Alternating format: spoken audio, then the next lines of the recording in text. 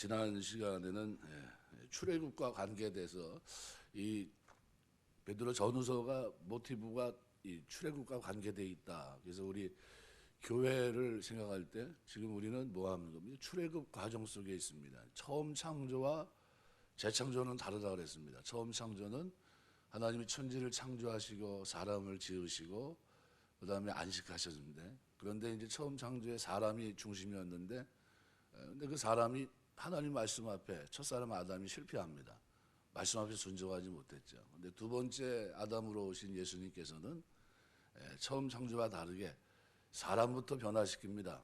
그래서 사람이 그리스도 안에서 영생, 심판으로부터 자유자가 되게 하시고, 그리고 어떻게 합니까? 은혜 속에서 이제 하나님 말씀 앞에 순종하고 자발적으로 순종할 수 있는 하나님의 사람들이 되게 하십니다. 그리고 뭘 기다리게 하세요? 약속의 땅, 의에 거하는 새하늘과 새 땅을 바라보며 소망 가운데 살게 합니다. 그래서 믿음이 있다고 하는 것은 인내를 동반합니다. 그래서 믿음의 역사와 사랑의 수고와 소망의 인내, 데살로니가 교회에 가지고 있었던 그 아름다운 것들이 그리스도 안에서 자연스럽게 예수를 믿어도요, 불과 한 석 달뿐이 안 믿었던 사람들에게 그것이 나타났던 게 데살로니가 교회거든요. 믿음의 역사, 사랑의 수고, 소망의 인내. 근데 그런 모습들이 그리스도 안에서 이미 어떻게 해요? 신성한 성품에 참여하는 자가 되는 겁니다. 왜 그렇습니까? 우리 그리스도인들이 이걸 더하면 주시겠다, 너희의 부르심과 택하심을 굳게 하라 하는 그 내용이거든요. 우리가 하나님의 부르심과 택하심을 굳게 하고 하나님 우리에게 목적지를 준 영적 가나안, 저 천국, 우리에게 주시고만 약속했던 의에 거하는 새하늘과 새 땅, 그것이 도래하기 전까지 우리는 이 땅에서 어떻게 해요? 주님, 목자장이신 주님의 인도하심, 본이 되시고 발자취로 쫓아오게 한 그 길을 쫓아서 묵묵히 그 길을 걸어갑니다. 이제는 어떤 자세입니까? 이제 순종의 자세예요. 이제는 말씀을 순종하고 다른 무엇보다도 어떻게 해요? 구원하신 은혜에 감사해서 그 길을 걸어갑니다. 이렇게 살면 구원받겠다는 얘기가 아니라 이미 구원의 은혜 속에 있기 때문에, 사망에서 생명으로 심판에 이르지 않기 때문에 요한복음 5장 24절 말씀대로 이제는 어떻게 살아갑니까? 살아가면서 하나님의 기대에 부응하는, 그죠? 거기에 참여한 자로서의 변화된 성품을 가지고 이제 어떻게 계속 더해가는 가운데 굳게 세웁니다. 내 믿음이, 내 소망이 견고하게 세워져 있는 모습을 성경이 보여줍니다. 이것이 지금 베드로가 자기가 마지막으로 남긴 말입니다. 그러면서 뭐를 하라고 합니까? 계속해서 이 부분을 놓치지 말고 생각하는 거예요. 다른 주제는 이 부분을 놓치지 말고 기억하라. 이 구약에서는 언약과 경약을 갱신하는 과정에서 자주 썼던 단어거든요. 기억하라. 근데 기억하라에 해당하는 오늘 본문 12절에서부터는 생각하라, 세 번이나 계속 강조합니다. 생각하라, 생각하라, 생각하라. 그러면서 힘써 그것을 해야 되는데, 너는 힘써라는 이 부분을 통해서 어떻게 해요? 베드로가 강조하는 게 뭡니까? 바로 그거예요. 너희가 신성한 성품에 참여하듯이, 그죠? 더욱 힘써야 된다. 10절에서도 더욱 힘써야 된다. 또 15절에서도 더욱 내가 힘써 너희로 하여금 내가 떠난 후에라도 어느 때나 이런 것을 생각나려 함이라. 그 생각을 어떻게 해요? 컨트롤하고 그 생각에서 어떻게 해요? 뭐 나는 안 돼, 이런 생각이라든가 이런 잘못된 생각을 다 어떻게 해요? 버리고 그 속에서 어떻게 해요? 하나님의 부르심에 합당한 그런 것을 유지하는 걸 얘기하고 있거든요. 그런 모습입니다. 그래서 이런 상태에서 신앙생활을 해야 되는데 맞는데, 그럼 이들에게 하늘, 의에 거하는 새하늘과 새 땅은 전혀 뜬금없는 얘기입니까? 아니면은 기대하고 있는 바입니까? 기대하고 있는 겁니다. 확실히 다르죠. 그런데 이 부분을 거짓 교사들은 뭐라고 표현하냐면, 주 예수 그리스도의 능력과 강림하심을 너희에게 알게 한 것이 교묘히 만든 이야기를 따른 것이 아니요, 이렇게 얘기합니다. 그냥 파루시아 이 주의 강림을 교묘하게 지어낸 이야기, 신화처럼 꾸며서 만들어낸 이야기다라고 거짓 교사들은 얘기합니다. 이건 다른 말로 표현하면 뭡니까? 그렇게 살 이유가 없다는 거예요. 영주주의자들이 이제 등장하게 되는데, 그 사람들이 강조점이 뭡니까? 우리 구원받은 건 영원이지 육체는 상관없어. 대충 살아도 돼. 죄를 져도 되고 이미 천국 백성인데 뭐 이런 식이죠. 그런데 구원받은 사람들은 어떻게 살아갑니까? 성품 자체가 이미 어떻게 해요? 계속해서 발전적으로 나갑니다. 더해지고 더해지고 더해지고. 근데 그 바탕이 뭡니까? 사랑이에요, 사랑. 그 사랑으로 모든 것들을 사랑하기 때문에 믿음의 덕의 지식을, 지식의 절제를, 절제 인내 경건의 형제의 사랑을 더하는 그런 모습으로 나타납니다. 이게 그리스도 안에서의 자연스러운 성장이거든요. 그래서 여기 교묘히 만들었다는 이 이야기는 미도이스라는 말은 신화라는 말입니다. 그러니까 당시 헬라 문화권에서 이방 신들에 대한 전설적인 이야기를 가르칩니다. 목회서신에서 주로 이제 디모데전서, 디모데후서에서 몇 차례 쓰였는데요. 여기 교묘하게 꾸며냈다는 겁니다. 근거 없는 허망한 이야기지만 지혜롭게 들리게 꾸며낸 모양, 이걸 이제 교묘하게 꾸몄다는 그런 표현인데요. 근데 이 얘기는 3장의 4절 보시면요. 베드로 3장 4절에 보면 이렇게 표현합니다. 이르되 주께서 강림하신다는 약속이 어디 있느냐? 조상들이 자언으로부터 만물이 창조될 때 같이 그냥 있다. 이게 무슨 얘기입니까? 아무것도 변화된 게 없고 무슨 얘기하는 거야? 뜬금없이 무슨 뭐 새하늘과 새 땅이 어디로 온다는 거야? 뭐 이런 식의 얘기로 거짓 교사들은 미혹시켰다는 겁니다. 그러니까 이들이 알아들을 수 있는 방식으로 지금 베드로가 설명하고 있는 겁니다. 그러면서 이 얘기를 풀어가기 위해서 끌어온 게 뭐냐 하면 변화산 사건입니다. 변화산에서의 일은 어떤 일입니까? 초자연적이면서 동시에 현실 속에 일어난 진짜 사건이거든요. 요즘으로 말하면 찐입니다. 직접 본 거거든요. 혼자 본 게 아니라 누구와 같이 올라갔습니까? 제자들이 함께 올라갑니다. 그러니까 베드로만 보고 들었다는 것을 증언한 그런 내용이 아니라 죽음, 그때 당시 여기 16절을 보시면 이렇게 우리 주 예수 그리스도의 능력과 강림하심을 너에게 알 것이 교묘히 맞는 이야기를 따른 것이 아니요 우리는 이렇게 표현합니다. 우리는 누굴 말합니까? 베드로와 세베대의 아들 야고보, 그의 형제 요한입니다. 마태복음 17장 1절에서 8절, 마가복음 9장 2절 3절, 누가복음 9장 28절 36절 변화산 사건을 공간복음이 다루고 있거든요. 이 비평학자들이 뭐라고 얘기하냐면 역사적 예수에 관한 기록들 중에 가장 신빙성 있는 기록은 현존하는 공간복음서 마태, 마가, 누가복음이다 이렇게 보는 견해입니다. 그럼 이 세 복음서에서 똑같이 뭘 다루고 있냐면요, 이 변화산 사건을 다룹니다. 우리가 보면 그 어떻게 진짜 그런 일이 일어났을까 싶은 그 얘기를 다루고 있다는 거죠. 그러니까 예수님의 증인들은 역사적이면서 초자연적인 사건을 직접 목격한 사람들입니다. 그들의 증언은 모두 역사적 사실이면서도 초자연적인 사건을 목격한 그런 모습이기 때문에 변화산에서 영광스러운 모습으로 변화된 예수님에 관한 이 사건은 중요한 의미를 갖습니다. 변화산의 사건이 종말에 다시 오실 주의 강림에 대한 확실한 증거와 선취적인 증거이기 때문입니다. 이거 소급해서 먼저 앞으로 이런 일이 될 거다라는 것을 보여준 사건이 뭡니까? 변화산 사건이에요. 그러니까 공간복음에서 변화산의 사건이 기록된 부분은 그 전후 문맥에서 장차 종말에 인자가 아버지 영광으로 천사들과 함께 그 사람을 그 행한 대로 갚으시는 심판주의 위엄과 권능으로 오시는 장면을 기록하고 있습니다. 이거 변화산 사건의 전후 문맥이 다 뭐와 관계되어 있습니까? 다시 오신다는 거예요. 다시 오신다. 그러니까 우리 곧바로 진실로 너희에게 이르노니 여기 서 있는 사람 중에 죽기 전에 인자가 왕권을 가지고 오는 것을 볼 자도 있다. 마태복음 16장 27절 28절, 마가복음 8장 38절서부터 9장 1절, 누가복음 9장 26절 27절. 이건 뭐와 관계되어 있냐면요, 다니엘서 7장 13절 14절 이와 관계되어 있습니다. 인자 같은 이. 그러니까 그러면 제자들은 죽기 전에 그럼 예수님이 왕권을 가지고 그 종말의 장면을 그러면 오시는 그 장면을 봤느냐라는 질문을 던질 수 있습니다. 왜요? 그 성경이 그 속에 그럼 이루어졌어야 되는 게 맞지 않습니까?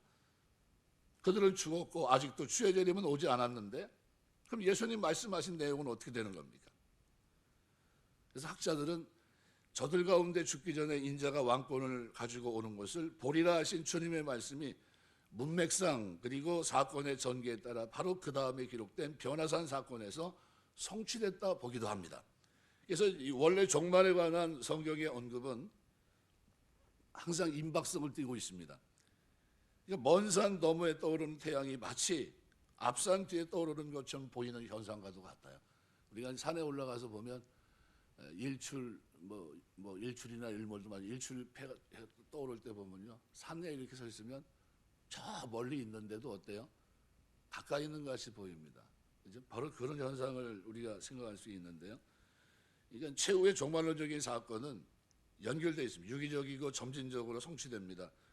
항상 임박성을 띠면서 점차 더 강력한 그런 절정에 이르게 됩니다. 변화산 사건이 바로 그런 의미로 보시면 됩니다. 앞뒤 문맥에서 주님은 최후의 심판주이신 영광스러운 인자의 모습으로 천사들을 대동하고 오실 겁니다. 그리고 곧바로 제자들 가운데 베드로, 야고보, 요한을 데리고 산에 오르십니다. 예루살렘에 가셔서 고난을 받으시고 십자가에 죽으실 길을 앞두고 계셨던 때입니다. 그런데 그 십자가의 죽음 이후에 있을 부활 승천, 그 이후 하늘의 하나님 보좌 우편에 앉으셔서 다스리시는 왕권을 얻으신 영광스러운 모습으로 그들 앞에 그렇게 변화된 모습으로 나타나십니다. 그래서 심지어 무슨 말까지 해요, 베드로가? 저 여기가 조사오니 여기다 초막셋을 짓고 하나는 주를 위해 이러면서 세 개를 짓고 여기 있자 이렇게 얘기합니다. 말도 안 되는 소리를 하죠. 지금 거기서 무슨 소리 들었습니까? 엑스호도스 별세한다는 소리를 들었습니다. 십자가 지셔야 된다. 뭘 얘기합니까? 엑스호도스가 뭘 얘기합니까? 출애굽이에요, 출애굽. 구약의 모세 이스라엘 백성을 인도했던 그 출애굽 장면을 신약에서도요, 그리스도를 통해서 이루실 그 장면을 설명한 겁니다. 십자가를 지셔야 된다는 거예요. 죄와 사망에 눕혀 있는 그들을 끌어내서 이제 어때요? 영원한 생명의 세계로 인도하는 그 엄청난 장면을 어떻게 말씀하신 거예요? 누굴 통해? 모세 엘리야를 통해서, 구약의 대표를 통해서요. 예? 모든 선지자 그 대표 그들을 통해서 어떻게 해요? 그 말씀을 전달하신 겁니다. 그런데 그 십자가의 죽음 후에 있을 부활 승천, 그 위에 하나님의 하늘의 영광의 우편에 앉으셔서 다스리는 왕권을 얻으신 영광스러운 모습으로 그들 앞에 변화된 모습으로 나타났던 게 어디예요? 변화산 사건입니다. 그게 깜짝 놀란 거죠. 나중에 어떻게 합니까? 두려워 떱니다. 네, 무서워합니다. 왜요? 상상하지 못했던 장면, 보지 못했던 장면이니까요. 그러니까 지금 십자가에 죽으실 그 예수님이 장차 종말에 만민의 심판주로 오실 영광스러운 인자이심을 보여주는 상징적이고 선취적인 신적이고 그리고 나타내신 현실적인 사건이 변화산 사건입니다. 그 제자들 가운데 죽기 전에 인자가 천사들을 대동하고 심판주로 오는 것을 볼 자가 있으리라 하신 말씀 그대로 그들 가운데 세 사람이 변화산에서 그 영광스러운 모습으로 변화하신 주님을 직접 눈으로 봅니다.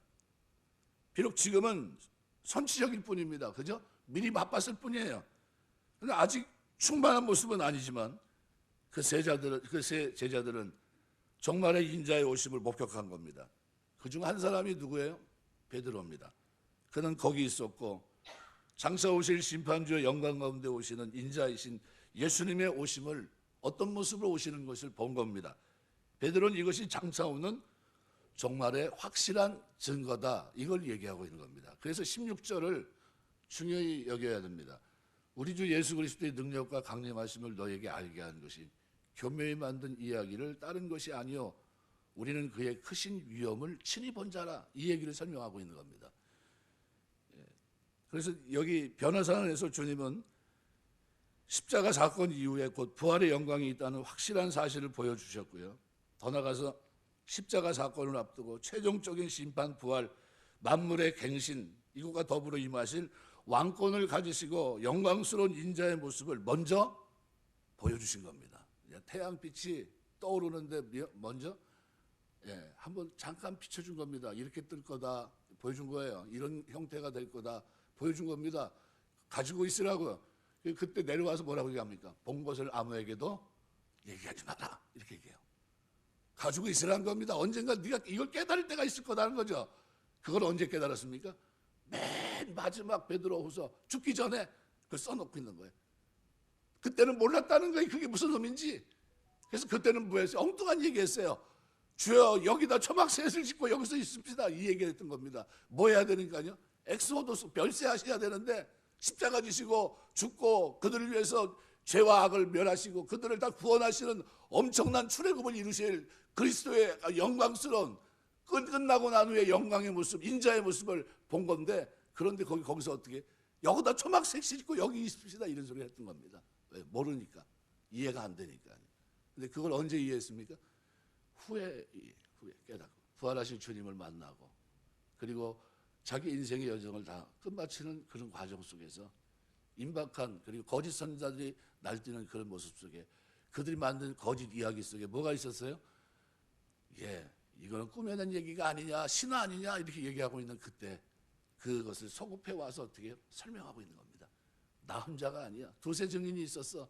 나와 우리 제자들 셋이 봤고 그것은 인자 영광의 모습이었어. 그거를 공관복음 세복음서가 그대로 기록하고 설명하고 있는 겁니다.